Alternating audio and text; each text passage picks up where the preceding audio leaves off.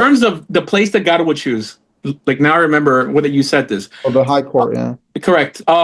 We don't believe that the rabbis today have any power. Mm-hmm. The rabbis that we believe had power were the rabbis who sat on the actual Sanhedrin. That we believe in faith, we clearly can't prove this. We have our own traditions. That it was passed down from teacher to student through a process called smicha. It said that God was going to put on the elders what he put on Moses. And then he put it on Yehoshua. And then this, we believe, was passed on and on from teacher to student, this authority to judge. This Sanhedrin ceased to exist in around the 4th century of the Common Era. That's where the progression ceased. In Orthodox Judaism, you can't add laws past that.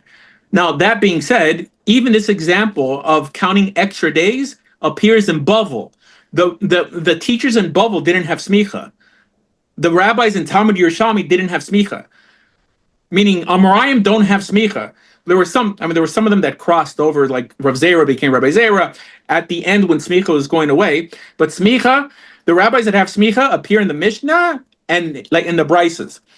So outside of them, no one can invent a new rabbinic law or take away a rabbinic law. This is why we're stuck like with 2-day yontiv and all the extra things that we can't do, agunot and on, because we don't have another Sanhedrin to either create a rabbinic law or dismantle a previous rabbinic law. Do you not see how all of these terms, smicha, Sanhedrin, getting rid of a rabbinic law, adding a rabbinic law, all of those things only exist within a rabbinic framework. None of that is in the Torah. The Torah doesn't mention smicha. The Torah, Moses puts his hands on Joshua's head, okay? But the Torah doesn't mention that, like, this process of ordination through the previous rabbi. It mentions the court, though.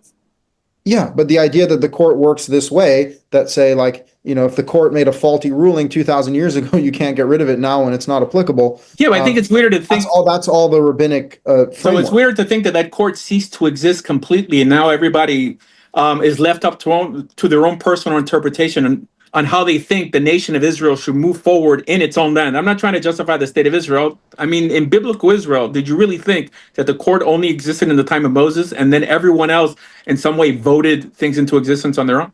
No. I mean, the Torah encourages there to be court systems, even in every township, and then you have the Supreme Court in the temple. However, what was their job? Was their